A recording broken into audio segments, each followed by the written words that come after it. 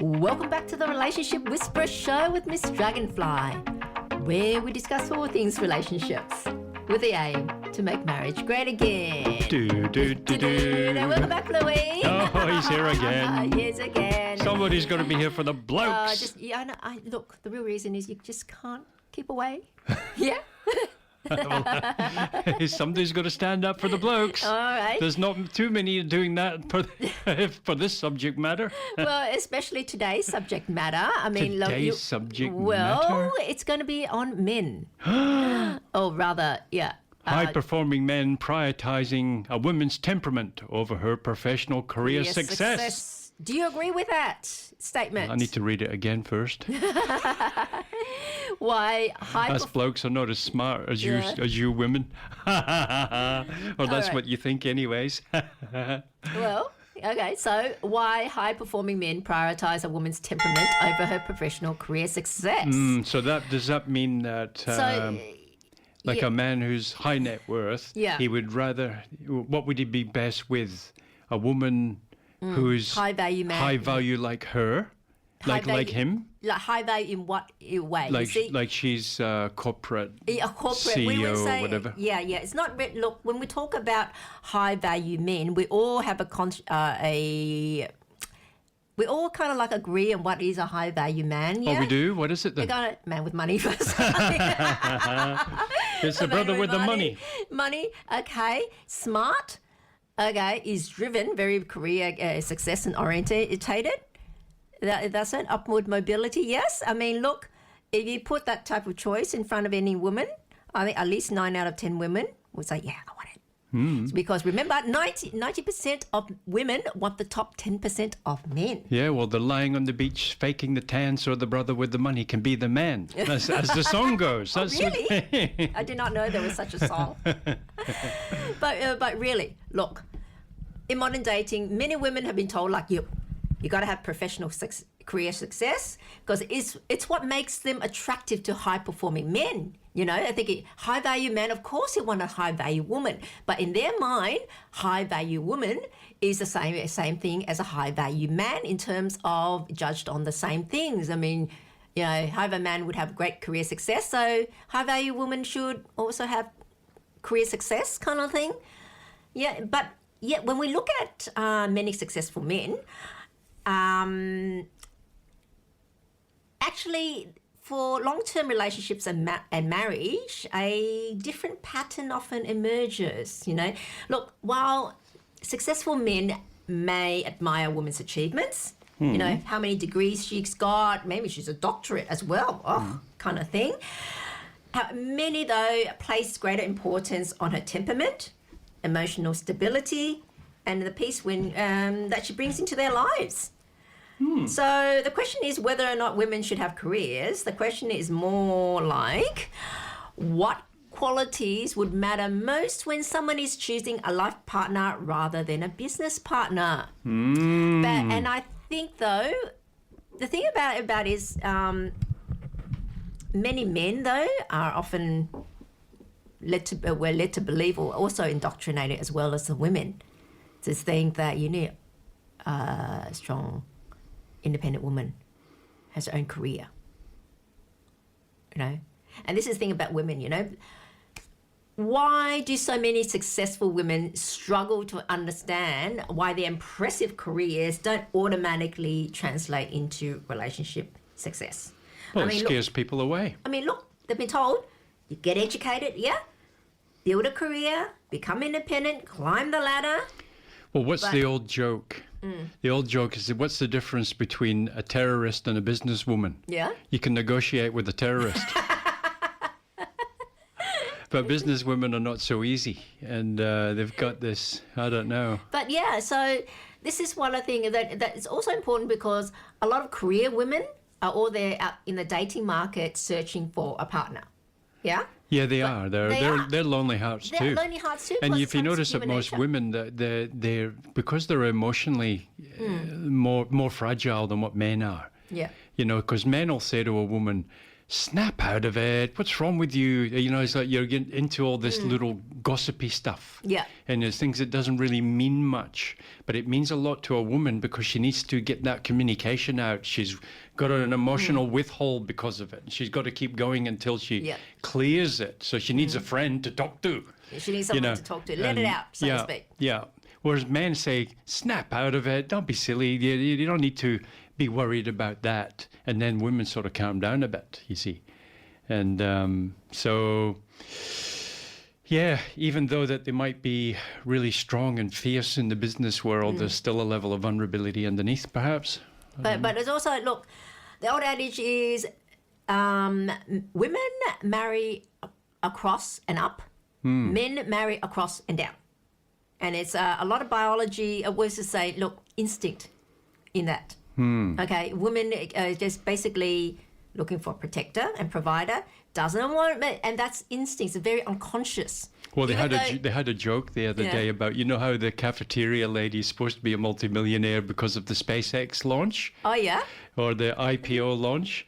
And they have a meme with her standing on the front of a boat with this young guy with full of muscles, like 23-year-old, kissing her on the neck. And she's like 95 or something like that, overlooking the sunset. For money, I guess some people are willing to do anything.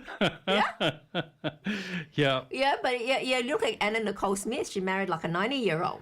Well, there was one lady, she was interviewed, model. She was like in her late 70s or whatever, and one woman was interviewing, oh, you're so wealthy, you've got all this, and how did you manage your life? He says, well, when I was 21 or 22, I married an 80-year-old who was really wealthy. And guess what? For the last 50 years, I haven't needed to do anything in my life. Well, that was a career move. That was a career move. Since then, I've had so many of them. So she got the money. Yeah. But yeah, so look, and they've been told that, yes, that's what would make you a desirable partner is you're very highly educated, got how many degrees you've got, and what position you've attained, and how much money that you do earn. They think that would make them attractive to men. Now, we beg the question, is it really attractive to men? Is that what men really want? So this is where you can speak to the men. Or does it scare them away? Or does it scare them away? Yeah, so, because if you're in her house and she's paid for everything and she's the major, she's a, a high net worth executive or whatever. Yeah. Then you've got to walk on eggshells, basically, around the house. Oh, you're putting that down there. Oh, you're putting this there. What are you doing there?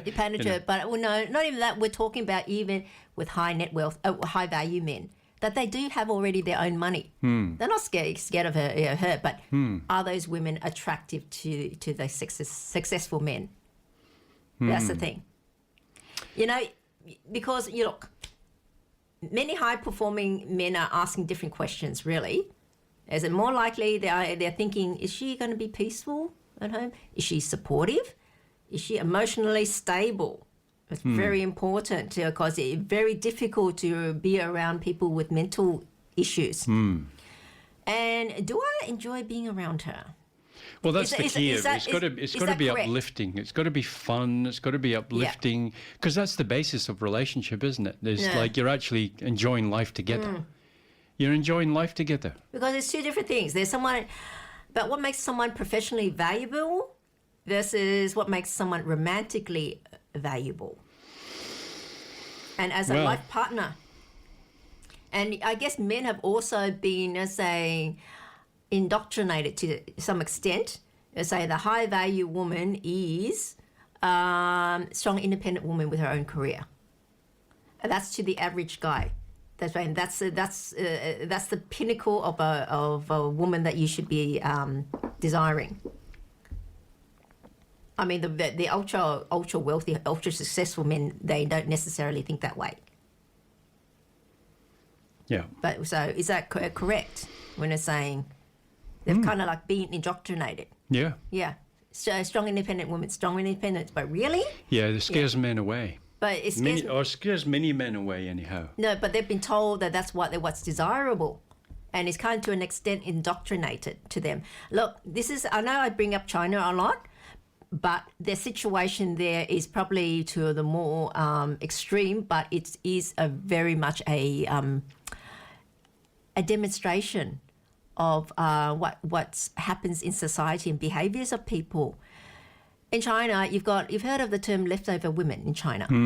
Yeah, lots of It's unbelievable. Yeah. They've got a market for them. yeah.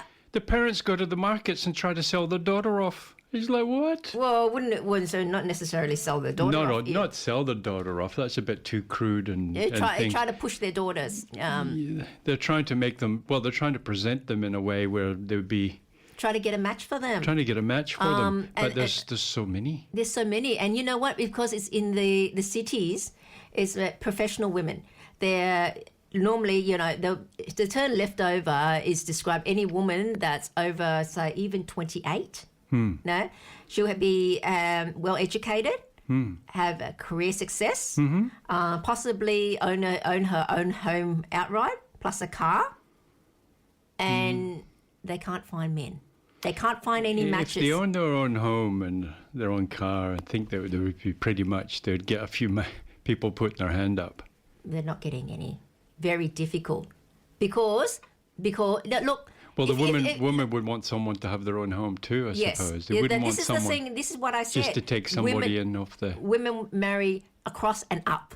Yeah. So she wants to find someone with at least the same level as she is. But the thing is that between wanting and what you're going to get is can be different. Yeah, it's disconnect, but they do not want to compromise. Yeah. They do not understand. otherwise bring in a less successful man. Sure. All she's going to do is basically supporting him. Yeah, that's right. Okay, and that's not what a woman wants. No. Because biology is saying a woman gets exhausted by that. She's the one who is normally the supporter's role.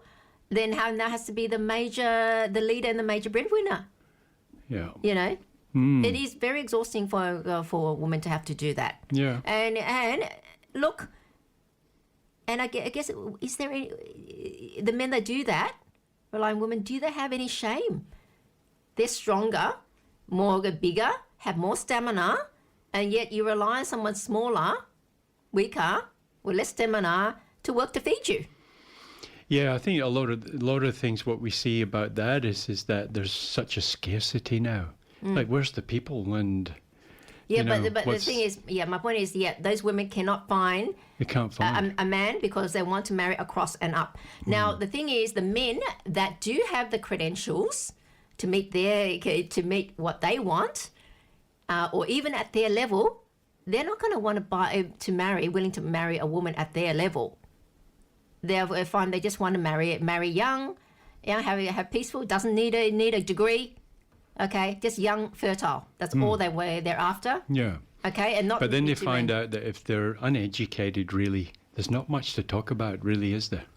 Yeah, but they don't necessarily want an educated woman. That's all they want. All they want is softness. Is that true? At home. Largely. Yeah. Yeah, softness, that femininity, that nurturing femininity. That's what men really are after. Yeah.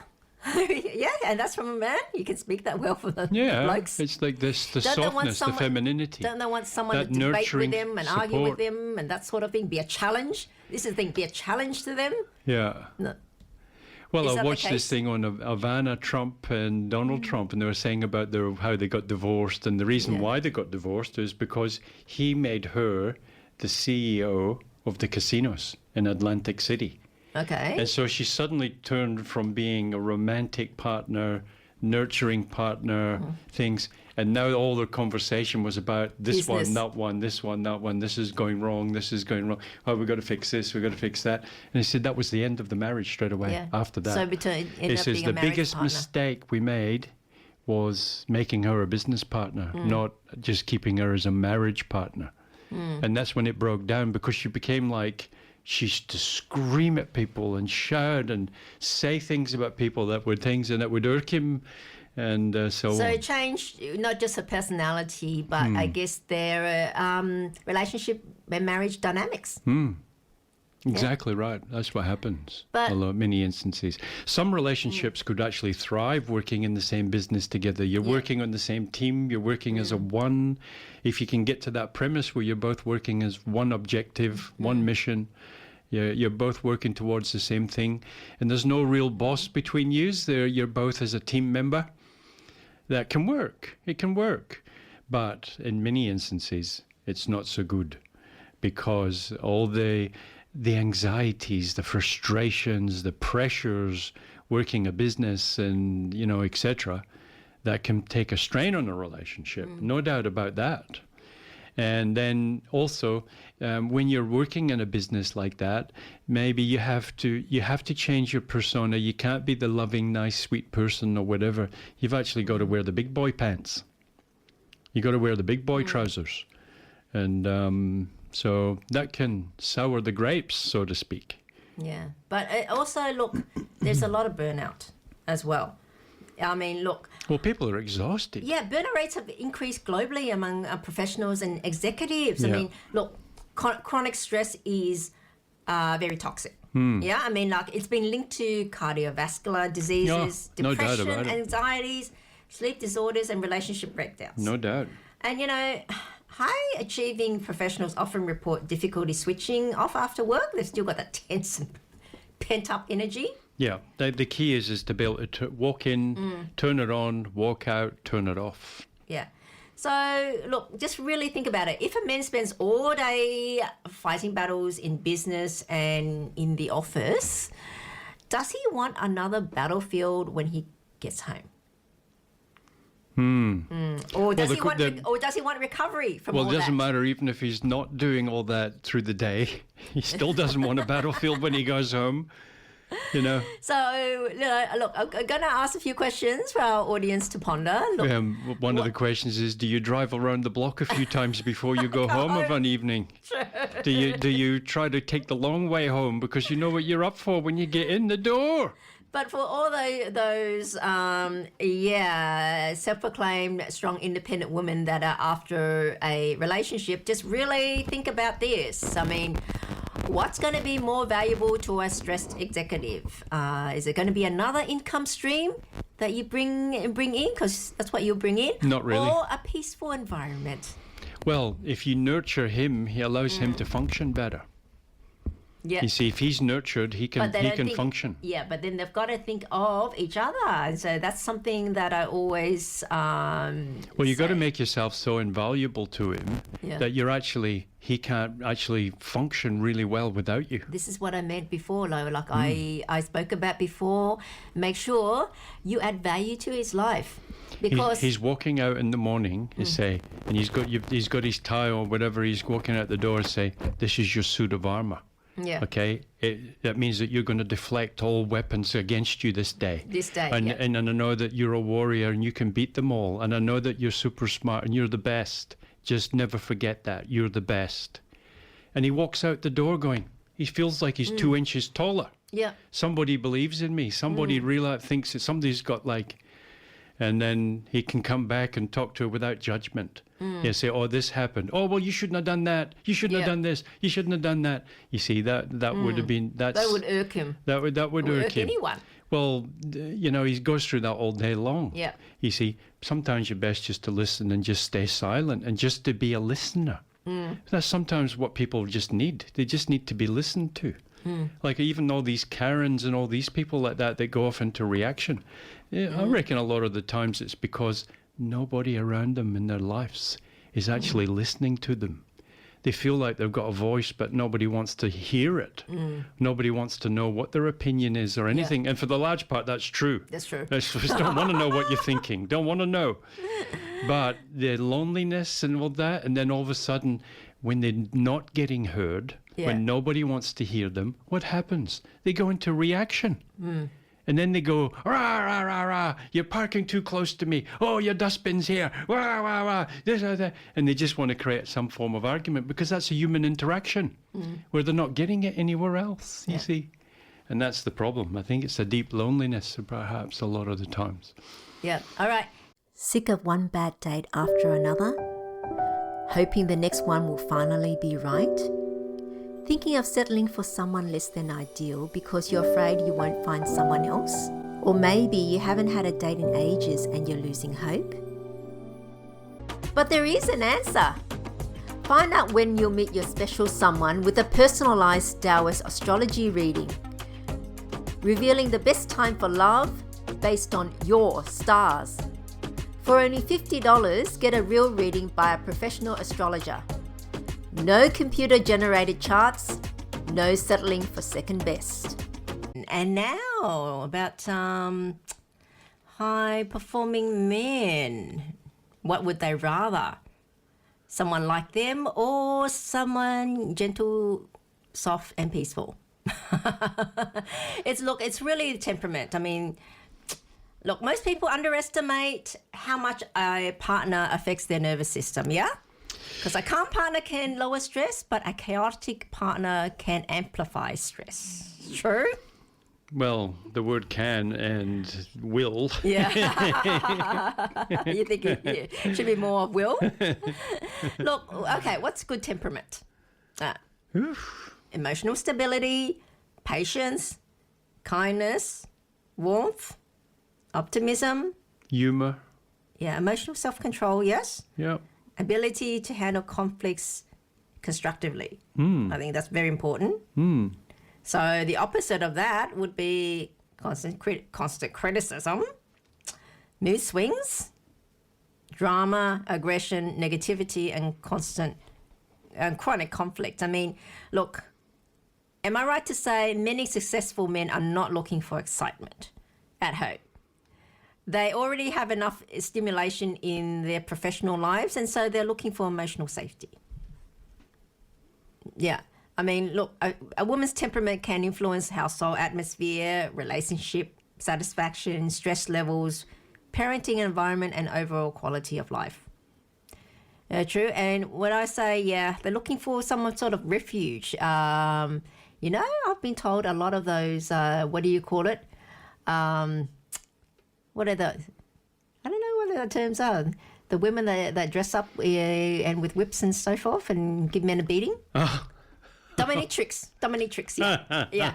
Apparently, a lot of their clients are like judges, politicians, major CEOs and everything, because they're the ones perhaps giving all the orders all day long. Yeah, and at the end of it, they just want to distress. Somebody will say, "You sit over there, get over there." They're just happy to be told what to do. It's more like a stress point where no one knows. However, having said all of that, if you're going there, you've got some psychological perturbances.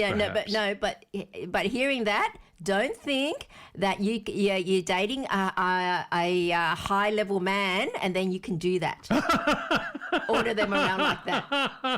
I don't think it will go down very well. You bring the whip out and start whipping him. I think you'll be out the door before you've done your first whip. Before you finish swinging it. Yeah, they could see that wouldn't go down so well. So well. Yeah. But that's the point. They want to be able to de-stress. Really. Yeah, you don't get that by being whipped, really, do you? Yeah, that part I don't quite get. I think those ones, I don't think every politician or every businessman or every judge goes to those. No, but there's a not certain everyone. Amount, oh, yeah, definitely. Certain amount. There's definitely a market for it. But there is a market. Yeah, well, look at the biggest selling book. One of the biggest selling books of all time. That one with, what was it, 50 Shades of... that's for women. That's for women. But that's what it's about. Yeah, but that's very popular for women. Because the woman was getting what, the submissive, or they said I don't know what they call it. I call it a submissive, and what's the other term? Dominant, dominant or whatever, something like that. That's just about that. That's about a heterosexual relationship where there was that involved. But but that's also But isn't it strange how it become one of the biggest sellers? Because it goes out, this flies in the face of everything a feminist says that a woman should be. Okay. Yeah, the heroine in it, being rescued by a billionaire, kind of thing, ultra wealthy man. As long as he's a billionaire, and handsome, he can whip me as much as he likes. Oh dear, that's just terrible. But not by the janitor. No, not if he's a janitor. No, you're not using the mop on me. So look, it's safe to say that, look, men want those men that are constantly in high stress, high pressure environments that work in those, they're going to want a domestic sanctuary. Some sort of sanctuary. That's what you want, a sanctuary. And look, what's a domestic sanctuary? I mean, because it's when the home can serve as a refuge, recovery space as well. Yep. Because he wants to be able to let go and not have to be looking over his shoulder all the time like you do in an office environment. And also in a really good home environment, you can say, oh, well, this is what I'm working for. Look, I've got this this beautiful place because I'm going out there doing it every day. And family, and this is what I've got because of what I do. Yeah. Yeah. And a place of encouragement as well, because especially if you're working in a corporate environment, you can't trust anyone in there. They could be nice to your face, or the meanwhile they'll be planning on how to backstab you. Well, and that's the literal meaning of dog eat dog, isn't it? You're not going to get that encouragement there, and so or anything. So where it's got to be from the home. And also emotional safety, where you can say things to your partner and not be or afraid. A best mate. Or best mate or something. But we're talking about in the home instance. It's more than just a best mate here. Because supposedly she's in the same boat as he is. Yeah. Yeah, because if he doesn't get paid, she doesn't. She doesn't get, She doesn't get money for the food and she doesn't get to live. Yeah, get her nails done or whatever if she is an at-home person, or if he doesn't get paid, then their mortgage suffers. Big time. So that's something to consider. Look, historically, many successful individuals relied on strong home environments. I mean, not because they were weak, because recovery improves for performance, Because look, elite athletes... Recovery. Elite athletes need to recover. They have an off season. They need to come and recover. They train real hard. Most athletes get up at 5 a.m. Yeah, and they train real hard. And at the end of it, they might only be there for 2-3 hours and then come back. But that's when you need to be lying down, resting, and preparing for your next session. And you need calm and peace and quiet while you're doing that. And someone to fill you with determination. Yeah. But there's someone that inspires you and makes you determined to get up and do it again. Yeah. But while you're on that, but also just consider that's for athletes, but elite executives. Yeah, same thing. Yeah, and both are going to war. Yeah, you're both going into battle. Into battle. Yeah. So it's just a different type of battle, but they need to de-stress. I mean, look, the athlete might need to just physically recover, but the executives need to mentally recover and emotionally recover. Yeah. So there was an old saying I remember once. It said, well, business is like war, but without the bullets. Yeah. But in many instances, it's with the bullets. Especially if you're fighting over resources. Yeah, and many things. Yeah. So, look, there's a performance connection as well. I mean, like, when the home provides another argument, another competition, another source of stress, performance is going to suffer. And you don't want to be there. You don't want to be there. Look, you've had enough of that at work and then come home and face that as well. Where's your refuge? Where can you go then if the home cannot be a refuge for you? Well, that's why they used to have bars a lot. People used to go to bars. So they have drink yourself. I think they still do in terms of Friday night drinks. It's supposedly to de-stress after work and or connect with the colleagues, but it's not so much of a connection because one, you feel obliged to go there even if you don't really want to. You don't feel like it. You just want to go home and just rest. And secondly, it's the same people that you battle with in the office and that's the occasion to de-stress with them. No. You can't. So it's not a venue either or place. Yeah. I mean, look, for our listeners, just think about this. Could the greatest contribution to a high-performing person's success sometimes be creating an environment where they can recharge? Just think about it. If you were them, that's the key in relationship. Think about if you were them. What's the other person feeling here? Yeah.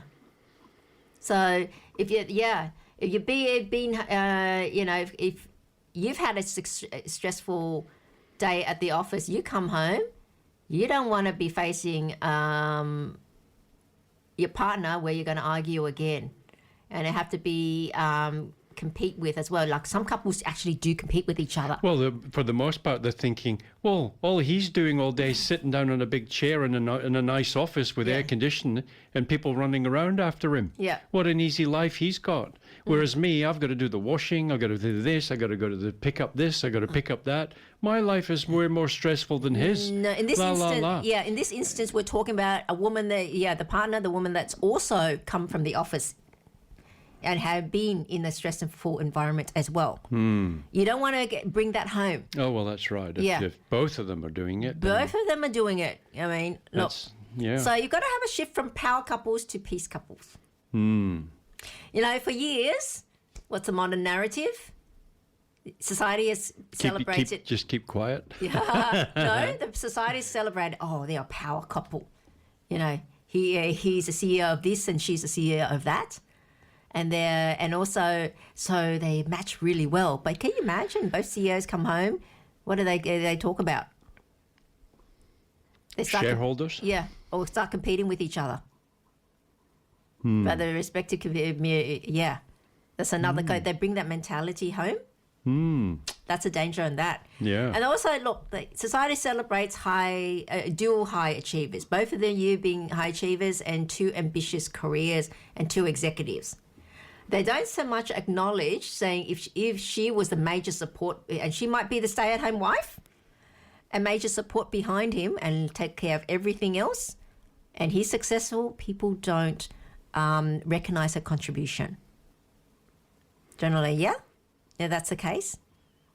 But in all honesty, if you see, even in war, the soldiers might be the ones out in the battle, but they cannot go out to battle or be that successful without the logistic support and supplies. They're all primed, aren't they? With a plan, someone planned it for them. Everything. And everything was everything. Okay, and this is going to be your supplies are going to be at this time. Make sure then they're well supplied. It all corresponds. All corresponds. And there's an injury. Okay, so you've got emergency evac, that sort of thing. That's how it works. And it's the same thing. Like I said, going out to business is like going out to battle. And so the support person at home is prepping them for that. Yeah. Yeah. They're a prepper. Yeah. So, this emerging reality is that, look, many people are beginning to ask, well, at what cost do we do that? You know, power couples often face, competing schedules, yeah? Yep. Yep, you're both busy. Travel conflicts. Yep. Yeah, you got to go for business for a few weeks, and then I can't go with you because I can't leave my job as well. So then after while you're gone, then I might have to when he comes back after a week. I have to go now. Well, a CEO, not the average CEO, is not really 9 to 5. It's about 6 in the morning until 10 at night. You're married to the job. Yeah, you're married to the job. Yeah. And in a way, look, you're getting paid extremely well for this job. And so they're going to want their pound of flesh. Their money's worth out of you. Okay, look, and if you were the one paying that amount, you would expect it too. Yeah. So, you can totally understand why. They have that expectation. You get paid big money so that it keeps you focused. You're not distracted by other things. You don't need to go worry about earning money anywhere else or anything else. Yeah, you don't need to worry about making money elsewhere. And if that's the case, if you are working, 16-hour days, then what do you really need there? You don't need to come home and then you're to face a partner that's just come home and they're exhausted as well. You're exhausted. Most of the time they eat out. Yeah. Or get Uber Eats or whatever. They just get fast sort of food, but they're not actually cooking themselves because they haven't got time to go to the shops. They don't have time. And so stand in a queue in the supermarket. No. So nowhere in the world. Imagine if you're in the high stress job and you come home, what would really make you happy or make you relieved? Come home and there's a freshly home cooked meal on the table. The house is clean and lovely and with someone smelling of nice food. Nice food and someone and a partner nice music, whatever. Comes and greets you warmly. Welcome home, sweetheart. Yeah. How was your day? Yeah, how was your day? Okay. Yeah, all right. But what would you like to drink? Would he value that, or would he value what's more important, that to him, or come home and meet up with his partner, just come home as well from a high pressure job? Yeah. Because then he gets to say, oh, my partner's also a high executive. Yeah, social They're both wise. totally exhausted. But you're both totally exhausted. You might see each other on passing. You know, if you're in the high executives, you're expected doing at least 12 hours a day. You know, sometimes more than that. And then you go out for dinner meetings and all the rest of it. Very difficult. Yeah, and so look, I guess in a way that it's very difficult, and then it comes to the point where if you come home, you're both home, and then what you start carrying through. Taking your frustrations out on each other. On each other, but continuing from what you were doing in the office. That office environment continued to home, because that's the natural instinct. Somewhere. Well, that's where you feel strong. Yeah, and this is what. But the women then tend to, when they have a high performing partner, high achieving partner, then even if they have their own careers, they want to leave it and then be the trad wife at home, simply because, you know what, they're exhausted. If they've got someone that's able to bring in that load of money where they don't have to work, they'll feel so relieved. Well, you don't need to work anymore. You don't need to work anymore. Hello. Then they'll be relieved. But there's a problem though. Not many of them tend to transition. Well, now that I don't have to do with that career anymore, just stay at home, and then they just look after do their own thing, like shop with friends or whatever, and then they don't become the partner to support the supporting partner, because they haven't transitioned or have that. Yeah, that Chardonnay lunches. Chardonnay lunches, and come home, and then what's happened? He comes home, and there's no food. The house is dark What, and you cold. expect me to do it all? Yeah, you expect me to do all? Yeah. And because she's still out with her friends. Yeah. And So that's not going to do it. Yeah. Either. Yeah. Yeah, and also you can see in the woman's side of things, she might have the intention of being nurturing and caring, but the man might be unconscious. He might bring home that executive mentality where, you know, he's the boss and everybody's got to jump to his tune. And then he arrives home and he projects that onto his partner. On his partner, and yes. so if he's he's unconscious, that can happen. Okay. And how can a woman be nurturing, caring, loving, and supportive in that position? Yeah, she's going to go into reaction too. But it wouldn't happen so much if the home environment is completely different from the corporate environment. That's definitely true. So that's why it's very important to create that harmonious, very different, cozy and warm environment. Good point. Then it's very hard for him to continue, because the environment is different. He's out of that comfort zone. Yeah, he's out of that, we say, because the environment chaos zone, and this zone is so different. The dynamics, the atmosphere is totally different. And when you're in a different atmosphere, you tend to behave differently. Yeah. So then it's very important that you and you're called by your first name rather than sir or whatever, all the rest. Or of being called, then come home and called sweetheart. Or darling. Yeah. Then that switches your brain. Oh, okay, yeah, it's darling now. Where do you find such one? True. Where do you find these women? It comes out to what high-performing men actually look for. Okay, so see if you agree with this. Commonly reported qualities are: many successful men prioritize loyalty. Agree? Mm-hmm. Yeah. Trustworthiness. Mm-hmm. Well, that's loyalty, I suppose. Yeah, trust. You can trust that person. Warmth. Mm-hmm. They receive warmth and kindness. Not only, I guess, am I correct to saying, not just kindness to himself, but he sees kindness being displayed, whether to the children as well. Yeah. Okay, or others. And emotional maturity. Someone who's emotionally mature, not just Not somebody that's quick to anger. quick to anger or blow up at the slightest thing. So I'll go, come on. Or be, one that's too sensitive, hurt and whatever. Good point too. Yeah. There's like, I can't do this because my moon's in conjunction with Sagittarius or whatever. Not in that. Oh, you know, when you told me you went to Adam's place, you didn't tell me that Katie was also there. Okay. And that's being immature. Like, come on. Too much of a nitpick. Yeah. People that nitpick. Or rants like. No, none of us are perfect in this place. I mean, it's such a hard. It can.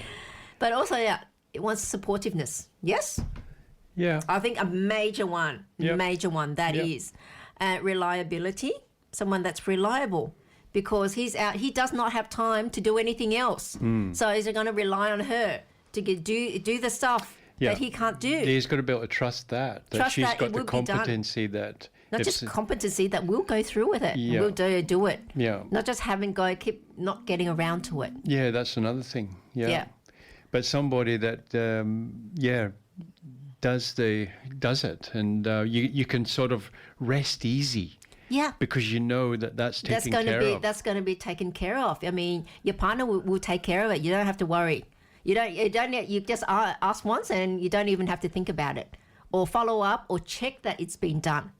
You know? And peacefulness. Man wants peace at home after work, 16-hour day. Because I know CEOs, not just after they do the office thing, but then after that, I think almost every day of the night, they have to be go out and have dinner parties or be going to cocktail events or networking, all those networking events they have to go to as well. And when they come out, and they might come home and then they'll have to go to bed, get ready, go to bed, and then do it all again the next day. Do it all again So they won't have the time next for day. anything else. Yeah. Okay, and so look, if the tap leaks, he doesn't need to be being reported to him. She has to be competent to know what to do, and it gets fixed. Ring up the plumber, sort out the prices or whatever, get the most competent plumber. Then it's done. Because if you report to him, what can he do?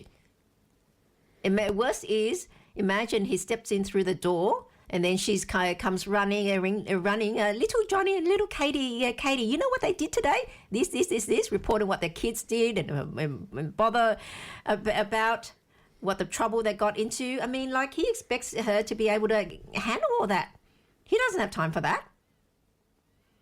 Oh, the school reported on what our son did today and then blah, blah, blah, blah, and they want to see us and blah, blah, blah. You think he has time? He won't have time. Doesn't have time. Have time. She's got to be able to do it. So you've got to be able to trust that she can handle things. So that's what men would be looking for. So he's not just after temperament.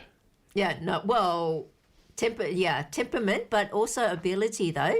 Someone that's not going to be a competitor. Look, you've had it all at work. You've had to do all that. Come home and face that again too. Face that again. So that is a reason why men, while they say society is telling us that what men desire is a career woman, strong, independent woman, in reality, for most men, it doesn't translate too well as a marriage partner. Okay, so say because the men that would be at the level that she would be willing to marry, happy to marry, would not need or want that as a marriage partner. And the men that would be willing, that admires that, she would not want to marry because they'll be the regular guy, the average guy that's been indoctrinated in that. Oh dear. So, oh dear. That's a vote. So, what is it? It's not to say that that women shouldn't be have careers or so forth. No, of course But- not. Women are brilliant at some Brilliant things, and at that, they can run but- companies and do things and But run have countries the even. thought of that, your partner, that high performing, achieving man that you'd like as a partner. That's not going to be the draw for him. Just because you might have three degrees and a PhD, that's not going to be the draw. Society admires that, but not a potential marriage partner. Sure. Because what does that do for him? Well, I did see this one documentary once, and it was in the UK, where this girl, and she was rather quite obese. She was massive, but she'd married this young guy, really good-looking sort of guy and everything, because she was doing her PhD, Yeah. and he was so enamored. Oh, there's somebody in my family that's got a So PhD. And, yeah. But how does that work in their marriage? You see, because look, men rarely say I chose her because she had a big office. Men don't say that, do they? Or because she's got a PhD, or she's got a career, got 3 degrees. That's why I married her. Or she's a senior level manager. Look, Well, he might think that, but he might not say so, it. yeah, no one's going to admit that. I mean, men has their own instinct as well. Women say one thing, but they really act another way. But men do as well, to a lesser extent, but they still do. Okay, just so if nothing else, so they don't get arguments. They don't have to be in an argument. Look, career success may be admired, but temperament is often lived with. Yeah. One affects status and the other affects daily happiness. So, which quality would matter more if you had to spend the next 40 years with someone? So, Daily happiness. The job title, or how they make you feel every day. That's the most important. So, we're coming towards the end of our show now. Thank you very much, Bluey, for coming Already? in again. How does it fly by? Fly by so It's like we're on executive time. Okay, reminder to everyone to head off and to my website, makemarriagreatagain.net, to download your free copy of my book, Your Complete Partner. Wow. Okay, well, we're talking about For this. free. For free. All them chapters. And look, today's discussion isn't about diminishing women's achievements. Women should absolutely pursue education, careers, businesses, and goals if that's what they desire. But the point simply is, when people choose life partners, they often prioritize different qualities than they do when hiring employees. A successful career can create opportunities. A good temperament creates peace. And a successful career can generate income. A good temperament can transform the atmosphere of an entire home. So, and for many high-performing men carrying out significant, responsibilities, peace then becomes one of the most valuable things in the world to them, true? Yeah. Okay. And don't forget, get to follow me on my Facebook page. I have two try Facebook not to. pages, Miss Dragonfly and Make Marriage Great Again. Please try to follow both if you can, but at least follow one because I post different things on my Facebook pages. And let us know what you think by leaving your comments there. And also, if you've got a topic you'd like us to cover, then feel free to leave it there as well. And if I can, I certainly will. So I'll close with this. I'm Miss Dragonfly, and I hope today's conversation has given you something to think about, because at the end of the day, it's a big decision that you make in your life. It's the biggest decision. Like I met a young guy the other day, and he was talking about wanting to look for a marriage partner. Oh, yeah? And it was, what does he want in a partner? Oh, I just want somebody to be respectful. Yeah. And I said, well, it goes a bit deeper than that. It's a lot more than that. I hope he's listening. Look, at the end of the day, most people are searching for someone that makes their life better when That's the what world it's becomes about, yeah. difficult. And so, until next time, choose wisely, love wisely, and marry wisely. Okay? I'm Miss Dragonfly, and together, let's make marriage great again. Okay? And don't forget to tune in same time next week. And until then, It's bye for now. And bye for now.